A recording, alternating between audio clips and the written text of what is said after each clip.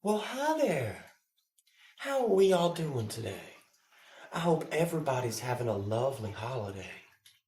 Now, there are many, many tales to be told around this Christmas season. And the one I'm about to start right now is probably one of the most well known.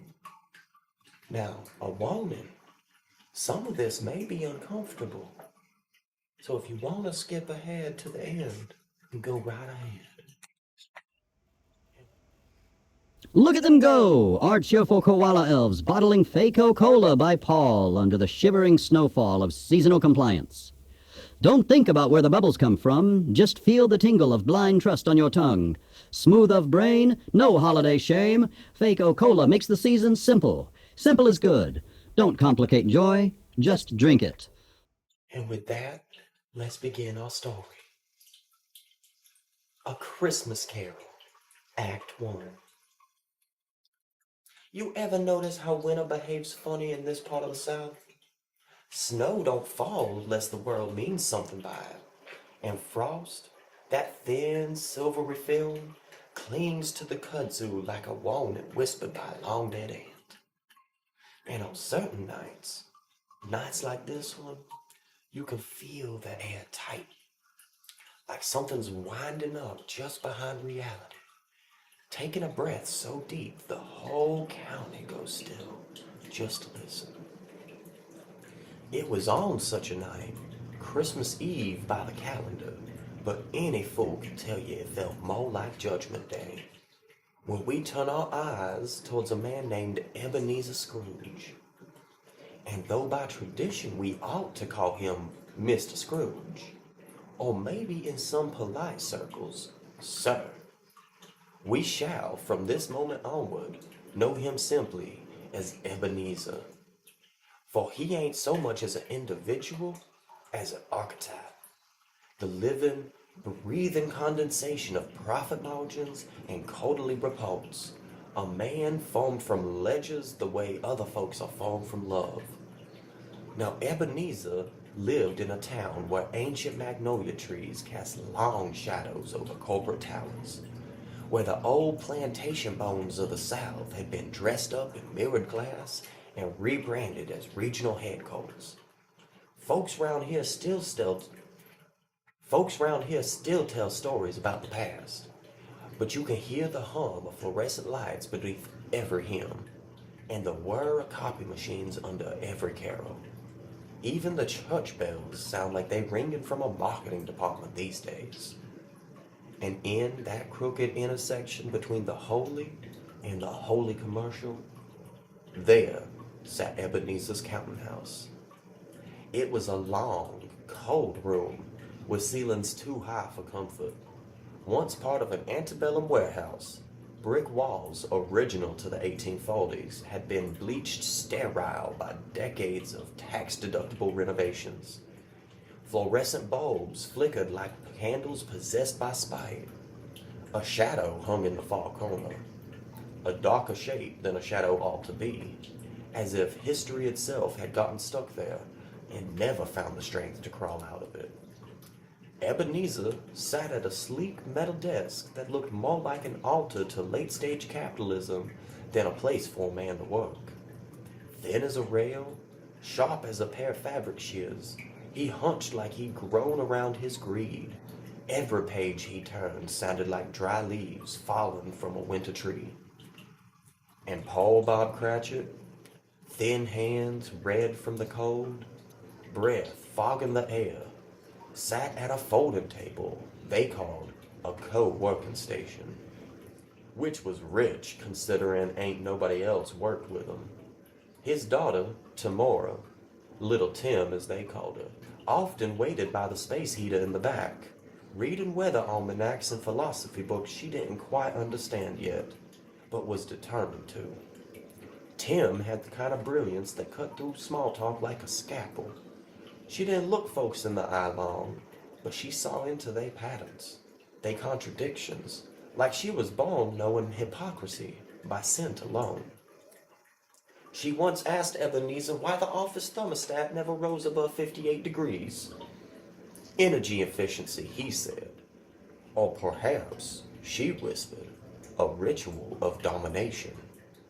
Bob nearly fainted. Ebenezer didn't blink. Just as Dickens told, two well-meaning folks stepped in from the cold to ask for donations. Only this time they weren't carrying ledgers or lists. They carried tablets with fundraising apps. Their voices sweet, sincere, and maybe a little desperate. Many families are hungry this Christmas, sir. We're raising funds for heat, food, community report. Ebenezer didn't even lift his head. Are there not shelters? He asked. Food banks? Subsidized programs? Well, yes, sir, but... And have these institutions failed? No, not failed, sir, but they're overwhelmed. Good. Let them be overwhelmed. Keeps the undeserving out. His words dropped like stone down a well, heavy enough to choke an echo. Even in this retelling, the cruelty fits too well.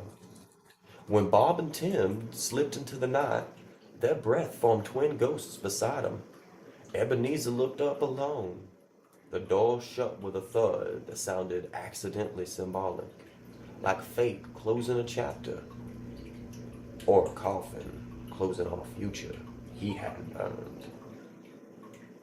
The walk to his home led past the courthouse, the pawn shop, and the half-abandoned mall where a giant inflatable Santa sagged like he'd finally lost the will to shill. Christmas lights flickered uneven, promising joy, but delivering voltage problems. Ebenezer's house rose from the hill like an old aristocrat forced to wear modern clothing. Columns wrapped in cold LED lights, shutters painted glossy black, but the bones beneath were antebellum. Everything smelled faintly of lemon cleaner and old ghosts. Inside, the air felt watched. He ate a microwaved supper in silence, BuzzFeed's rerun glowing on the wall-mounted TV he never turned off, but never listened to either. When he stood from the table, the house creaked in ways houses only do when history's trying to make itself known. On the mantel hung a faded portrait of Jacob Marley, his old business partner. Jacob had passed 7 Christmases before, but sometimes, in the bent reflections of the brass fixtures, Ebenezer swore he still saw the man's outline, like the echo of a shadow. Tonight, the air felt heavier, charged, primed. As Ebenezer reached for the front door to check the lock, habit born from fear, not caution, the knocker moved. Not much, just enough. It shifted, metal bending like soft wax, and Marley's face pressed out of its surface. Not grotesque, not cartoonish, but familiar in a way nightmares are familiar. A face made of debts unpaid and hands never cleaned. His eyes weren't eyes. They were static. Cable access television static. The kind you see when the veil thins. Ebenezer blinked, and the knocker was a knocker again. He forced out a scoff, though his throat felt too tight. Hallucination, he muttered. Stress. But inside, he knew better. He barely made it 2 steps into the parlor before every light in the house died. We interrupt this program with a profoundly tragic report. On this December 14th, early today in the year 2012, the nation has been shaken by a devastating act of violence at Sandy Hook Elementary in Newtown, Connecticut. Officials confirmed that a young gunman entered the school shortly this morning, opening fire in multiple classrooms. Among the victims are students no older than 6 or 7, as well as many teachers who attempted to shield their pupils from the assault. Emergency responders describe scenes of heartbreak as parents rushed to the school, many waiting in anguish for the news of their children. Yes, Authorities are working to piece together a motive through early statements suggest the attack was planned and executed swiftly. The gunman, now deceased, left behind few answers, only grief, shock, and a community struggling to comprehend the magnitude of its loss.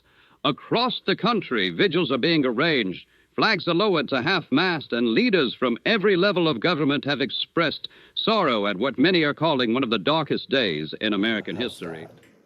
Darkness swallowed the room. Not absence of light darkness, mind. Heavy darkness. Thick enough you could mistake it for a presence.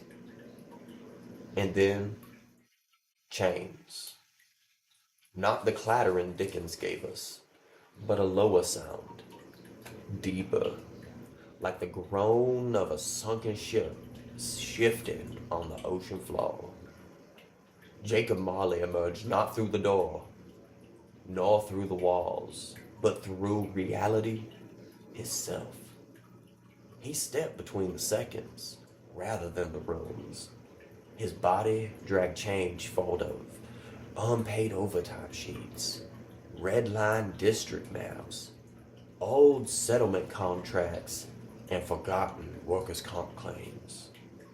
Each link glowing faintly with bureaucratic malice. His voice, when it came, was layered. Corporate training video narration wrapped around a southern preacher's warning about a Lovecraftian undertone that seemed to cross sideways through the air. Ebenezer. It wasn't an accusation. It was a diagnosis. What do you want from me?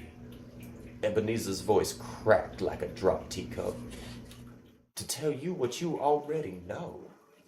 The ghost leaned forward, his outline flickering like a corrupted VHS tape. That system you worship, the one we built together, it has teeth. And those teeth bite everyone, including you. Ebenezer felt a cold drip down his spine. Marley's chains rattled, not loud, but inevitable. Tonight, he whispered, you will be visited by 3 spirits. They ain't here to punish you. They're here to make you face parts of yourself you spent a lifetime outsourcing. A silence fell so total it felt like a vacuum. Marley faded, link by link, into the dark. And as the last chain vanished, a whisper, soft as moth wings, sharp as death, may your ghosts be honest. The house exhaled. The fire guttered. Ebenezer stood alone, trembling, aware perhaps for the first time that something inside him had begun to crack. Now, that's the end of Act 1, y'all. Tomorrow night we will read Act 2 and see just where this story is taking Paul Ebenezer. I hope y'all have a nice holiday. Stay warm now. You hear?